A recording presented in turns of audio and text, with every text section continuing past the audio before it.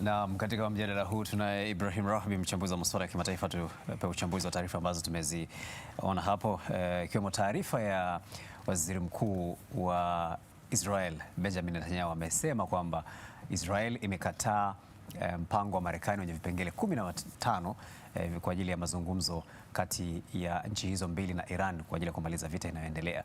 Hii inamaanisha nini na inaweka mustakabali wa vita hiyo katika mazingira gani? Kuna kauli moja ya Kiswahili inasema kurukaruka maharage ndio nini? Ndio kuiva kwake. Wanasema maharage yanavyorukaruka ndio kuiva kwake. Unaweza ukaichukua hiyo kauli, lakini vyombo vya habari vingi, halafu hii imenishangaza kidogo. Unajua vyombo vya habari vya ulimwengu wa magharibi, kuna wakati kama tukio litatokea upande ambao hawataki tafsiri iende tofauti, huileta katika tafsiri nyepesi ili watu wasifikirie mengi. Lakini naona jana jinsi walivyoiandika hii taarifa, wengi waliandika kuwa Israeli imekataa vifungu 15 vya Trump. Yani vifungu 15 vya Trump. Yani maana yake ni moja kwa moja itakuwa Israeli imemkatalia Trump. Unaweza ukasema kuwa waziri mkuu amenasa, na hii ni kuhusu Gaza peke yake. Ili swala la Gaza tu. Yani inazungumza vifungu 15 vya Gaza, kwa sababu vifungu vya Gaza vilikuwa 21. Wakati walianza kuvirekebisha mpaka wanavileta kwenye Baraza la Usalama kuvipigia kura, vikabaki 15 vile vya msingi. Ndivyo ambavyo Donald Trump aliviandikia kwenye mtandao wa Truth Social wiki iliyopita kuwa amekubaliana na Hamas kuwa wataweka silaha. Ni wiki ambayo Hamas walimtangaza kiongozi mkuu Khalil al-Haya kuwa ndio kiongozi wao mkuu, na pale wakatangaza kuwa wanakubaliana na mpango wa Donald Trump wa kuweka silaha chini, utekelezaji utaanza kwa Israeli. Sasa naposema waziri mkuu, ni kama waziri mkuu amenasa katikati ya sehemu mbili. Upande mmoja amenasa kwa mawaziri wawili wa mrengo wa kulia ambao wanaweza kusema kuwa ndio tumaini pekee analiona baada ya uchaguzi ujao. Huenda hawa ndio wakambackup ikiwa atatakiwa kuunda serikali. Alafu upande wa pili ni Donald Trump ambaye anataka mahitaji yake ya kisiasa yaweze kutimia. Kwa hiyo yani kujinusuru kwa Trump ni kuangamia kwa Netanyahu. Kujinusuru kwa Netanyahu ni kuangamia kwa Trump. Mara kadhaa nimezungumza kuwa shida kubwa iliyopo inayowakabili hivi sasa, ndio maana unaona kuwa hawazungumzi lugha moja. Leo hii unamwona waziri mkuu anabadili kauli wiki 3 nyuma kabla ya ziara ya Marekani. Yeye na baraza lake la mawaziri liliidhinisha huu mpango kuwa tunakubaliana na huu mpango kuwa twendeni tukazungumze. Ndipo ambapo Trump aliruhusu kuzungumza na waziri mkuu. Sasa anarudi baada ya kumpelekea ya kwake Trump, manake Netanyahu alienda kwa Trump kumpa sasa hesabu mpya, tunaendaje sasa, hesabu zetu ni hizi na hizi na hizi. Anatoka kurudi, inaonekana kama vile Trump hakuchukua lolote la waziri mkuu, kagoma kuirudisha nchi kwenye vita.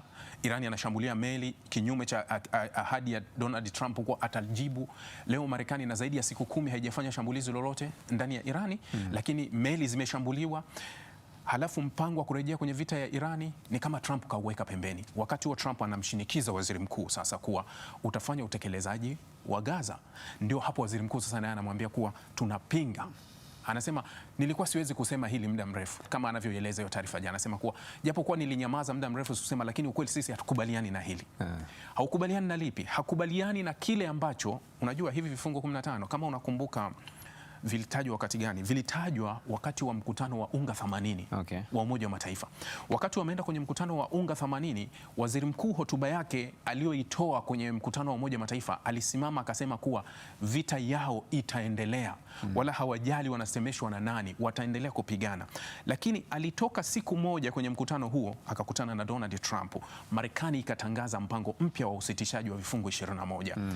Katika hivyo vifungu 21 waziri mkuu hakuchukua hata saa 24 alivyopewa. Alisema sisi wa Israeli tunakubaliana na vifungu vyote vya usitishaji. Hamas walivyopewa taarifa ya usitishaji wakasema tunajaribu kupitia kifungu kimoja baada ya kingine. Taarifa iliyotolewa na serikali ya Israeli ya waziri mkuu ikasema kuwa ikiwa Hamas wataomba hata marekebisho ya kifungu chochote, watahesabika kuwa wameyakataa makubaliano. Hamas ikabidi wapate pressure kutoka kwa Waarabu wenzao, kwa sababu ilisukumwa pressure kubwa kwa nchi za Kiarabu kuwalazimisha Hamas kubalini hili swala. Kwa hiyo ikabidi Hamas wakubaliane na vifungu ambavyo China, Urusi, kabla havijapigiwa kura kwenye Baraza la Usalama walikuwa wanavipinga, wakasema haviko sawa, lakini mwisho walijizuia kutumia turufu zao, wakaacha ikapitishwa. Sasa hivi ndivyo vifungu ambavyo waziri mkuu alisema kuwa ikiwa kutatokea marekebisho yoyote, Hamas wakitaka marekebisho yoyote, wao hawataki, lakini ndio vifungu ambavyo wanavikataa.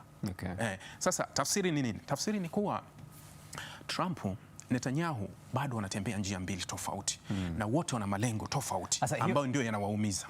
Hiyo ni kuhusu Gaza. Vipi msimamo wao wote wawili kuhusu Iran? Hili sasa, msimamo wa Iran ndio umeakisi hiki cha Gaza, kwa sababu wakati waziri mkuu anaondoka Israeli kwenda Marekani kwenye ziara yake, katika kitu alichokisema, alisema hivi kuwa mazungumzo yangu na rais yatahusu Irani zaidi kuliko kokote, na hata vyombo vya habari kadhaa vilirejea wakati siku mbili baada ya Netanyahu kukutana na Trump. Unajua mkutano wa Netanyahu na Trump mpaka leo haujatajwa, hata vyombo vya habari hawasemi walizungumza nini, ila walizungumza kwa faragha, ambapo walizuia kila kitu kisijulikani wamezungumza nini, wakabaki kila mtu kazungumza lake. Siku moja, siku ya pili, vyombo vya habari vingi vikatangaza kuwa Marekani na Israeli zinapanga sasa kufanya mashambulizi mazito ndani ya Irani. Jumamosi ile iliyopita Trump akasimama akasema, nimeahirisha mpango huo baada ya kuombwa, tunaenda kwenye mazungumzo. So ukisikiliza huo mpango utarudi ndani ya Israeli, angalia tamanio la serikali ya Israeli au tamanio la kuwaweka. Unajua Israeli kitu kimoja ambako wako wazi sana kuhusu usalama wao, huwa hawaigizi, wanaongea kwa uwazi. Wanajua kabisa kuwa leo hii, mfano chukulia vurugu zinazoendelea, mfano wiki mbili, wiki tatu zilizopita, au haya majadiliano yanakwenda kuwa leo kunajadiliwa kuhusu Hormuz, yani wanajadili kuhusu toa Hormuz, toa Hormuz. Sio lengo la Israeli. Israeli hawana shida na Hormuz wala hawana mpango na Hormuz. Wao vita yao na Irani iko upande wa pili, mabomu, uwezo wa makombora, ndio vita yao. Sasa swala la Israeli haliko kwenye meza hata ya Trump katika mjadala. Kinachojadiliwa ni kile kinachompa nafuu Donald Trump kuelekea uchaguzi wa Novemba. Yaani kadri mafuta yanavyokwenda juu, kule pressure ndani ya Marekani inakuwa kubwa. Kadri yanavyoshuka, hali inazidi Sasa hii pressure, unajua leo mwezi gani? Agosti, tunakwenda Novemba tu uchaguzi wa Marekani. Kwa hiyo chukulia kuwa Marekani iliweka lini silaha, yani Marekani ilishusha lini silaha mpaka wakaacha kushambulia Irani? Ni pale mafuta, uchaguzi wa katikati ya muhula, si katikati ya muhula, uchaguzi huu wa Novemba, katikati ya muhula. Chukulia kuwa mafuta yalivyofika 100, Brent ilivyofika 100, Marekani akaweka silaha chini, akasema siendelei, kwa sababu pressure ndani ilikuwa ni kubwa. Kwa mara ya kwanza juzi, taarifa iliyoandikwa na vyombo vya habari, kwa mara ya kwanza viwanda vile vya refinery za mafuta zile za Marekani haijapokea. Unajua Saudi Arabia anawapa pipa 800,000 kwa siku, lakini katika mwezi wa Julai haijapokea hata pipa moja. Kwa hiyo viwanda vingi vilishindwa kufanya kazi. Hata kiwanda kikubwa viliopo kule Texas ambao vinasafisha mafuta kutoka Mashariki ya Kati havikupokea chochote, ilibidi baadhi ya mafuta wachukue Venezuela. Sasa hii ndio inafanya mafuta Marekani yananyanyuka, yanakwenda juu zaidi, kwa sababu kuna viwanda vimesimama havipokei, na baada ya pressure ya Wahuthi kusema kuwa tutazuia tena njia ya pili, maanake kuwa inakuwa ugumu zaidi Saudi Arabia kusukuma mafuta kupeleka sokoni. Sasa hii ni pressure ambayo inakwenda ndani ya Marekani kwa kiwango kikubwa. Kwa hiyo waziri mkuu anapomwambia Donald Trump, sifanyi kile ulichokileta kwetu, yani hatutofanya kile ulichokileta kwetu, anamaanisha kumwambia Trump kuwa tunapaswa kuzungumza, yani tunapaswa kujadili. Yani hii ni lugha moja ambayo unaweza kusema kuwa ni lugha ambayo ameitumia kutaka kumlazimisha Trump arudi, waje wajadiliane upya kuwa tunaweza kwendaje. Lakini kama unataka kunipeleka kwa sababu ya malengo yako ya kisiasa, na mimi na malengo ya kisiasa, kwa hiyo tupeane labda 50-50. Trump atafanya nini sasa? Kwa sababu ni kama Netanyahu anaonyesha ukaidi, na utafahamu kwamba Trump ameingia kwenye mambo haya kama kumsaidia tu mshirika mshirika unamsaidia, ni kama unabeba mtu mgongoni afu anakung'ata. Yani atamshusha mtoto huyu anayeng'ata mgongoni. Bado Marekani ina machaguo mengi, lakini bado machaguo mengi ya Marekani pia yanaumiza wakati mwingine Marekani kwa vyovyote vile.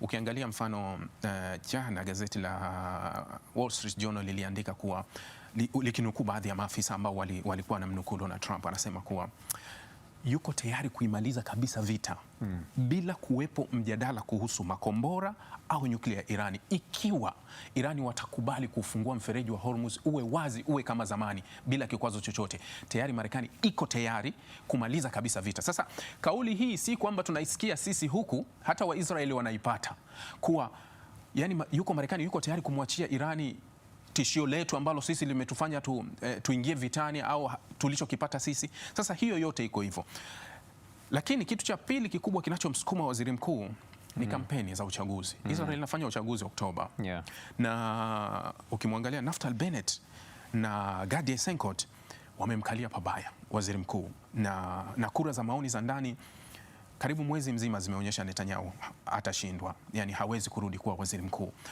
Sasa kama hawezi kurudi kuwa waziri mkuu, je, aendelee kujiangamiza? Unajua, kukubali mfano serikali ya mrengo wa kulia ambayo ni ya waziri mkuu ni serikali ambayo ina ajenda ile inasema kuwa hakutokuja kuwepo na taifa linaitwa Palestina. Kukubaliana na hoja ya Trump kuwa vifungu 15 vifanye kazi.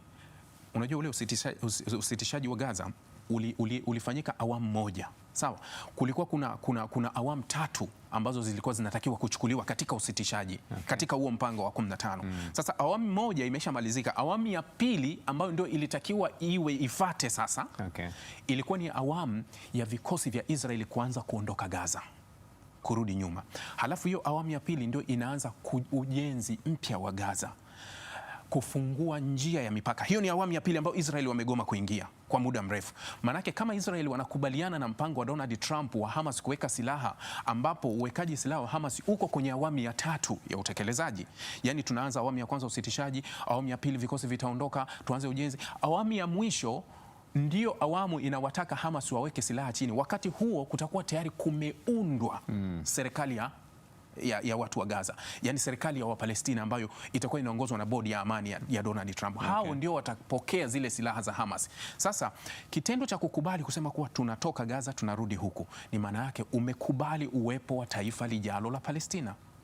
Sawa sawa kabisa. Sasa tukiachana hiyo, tuitazame Iran, lakini tutazame mambo yake ya ndani zaidi. Kulikuwa kuna taarifa kwamba rais wa Iran Masoud Pezeshkian angekutana na, sasa inaelezwa kwamba angekutana naye tayari na kiongozi mkuu Mojtaba Khamenei, na kumekuwa na maneno mengi sana yanazungumzwa, nadharia nyingi sana zinazungumzwa.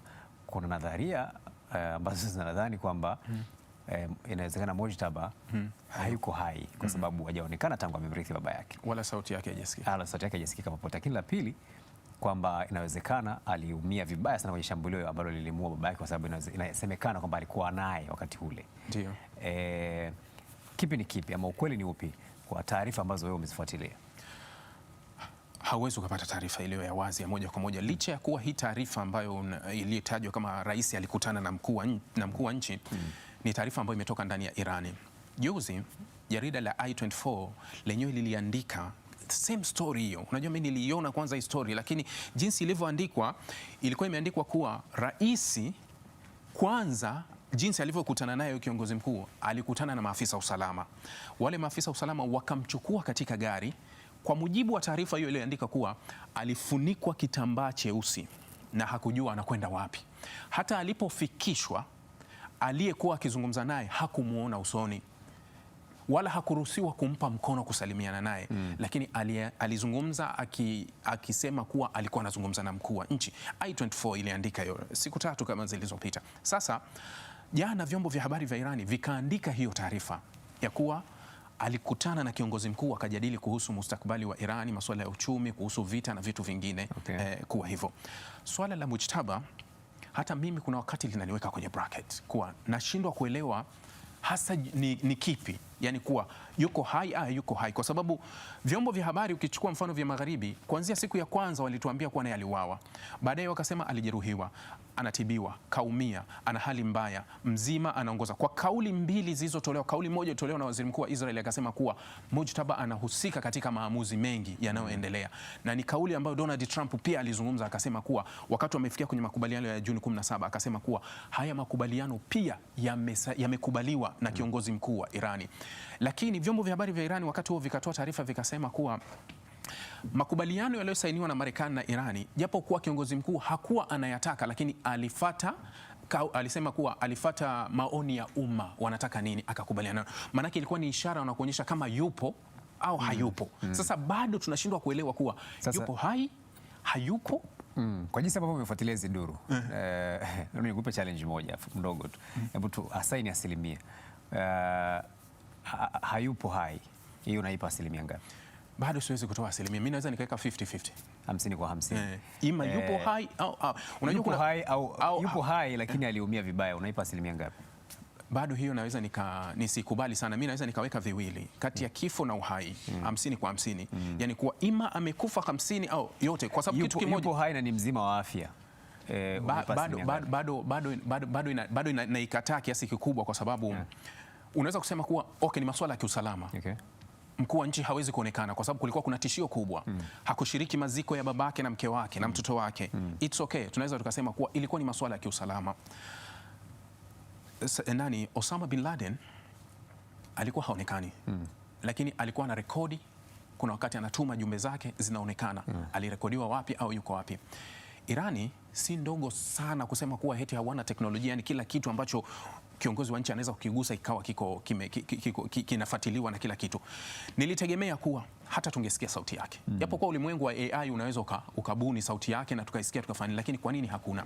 Kuna kitu kimoja ambacho mara nyingi magharibi wanazungumza kuhusu, unamwona Ahmed Vahidi ambaye ndio mkuu wa majeshi. Kuna wakati wanahisi kuwa Vahidi ndio anaongoza nchi kwa kupitia remote ya kuwa kuna kiongozi ili kuwavuruga. Unajua kama leo hii ulimwengu wa magharibi unafahamu kabisa kuwa kuna kiongozi mkuu wa nchi Khamenei, kwa hiyo watashughulika na kiongozi mkuu wa nchi Khamenei, hali ya kuwa maamuzi yanatoka sehemu nyingine, nenda kafanya hiki. Sijui ni kipi ambacho Irani wameamua kutumia kutulazimisha tubaki na zile tetesi kuwa ndio au sio. Sijui wao hesabu zao ni zipi, lakini ukweli kuwa hili swala la Mujtaba lina maswali mengi kuliko majibu. Yuko hai, amekufa, vyovyote vile. Lakini mimi haijalishi Irani wameiandika, kwa sababu hii taarifa ni ya Irani kuwa Masoud kakutana na kiongozi mkuu. Lakini bado nashindwa kushawishika moja kwa moja kuwa kuna ukweli au hakuna ukweli kwenye hili. Kwa sababu inabaki tu kuwa walikutana wao. Lakini angalau hata ingepigwa hata picha walikutana wapi? Yani hakuna. Kwa hiyo inawezekana kuwa hata hii inaweza kuwa ni story imetengenezwa baada ya kusikia tetesi za hivi na hivi. Inawezekana tumeitengeneza. Yote yanawezekana, ndio ulimwengu tunaoishi nao kwa sasa. Naam, nashukuru sana Ibrahim Rahbi, mchambuzi wa masuala ya kimataifa, tukizungumza naye kuhusiana na taarifa mbalimbali ambazo tumekusomea.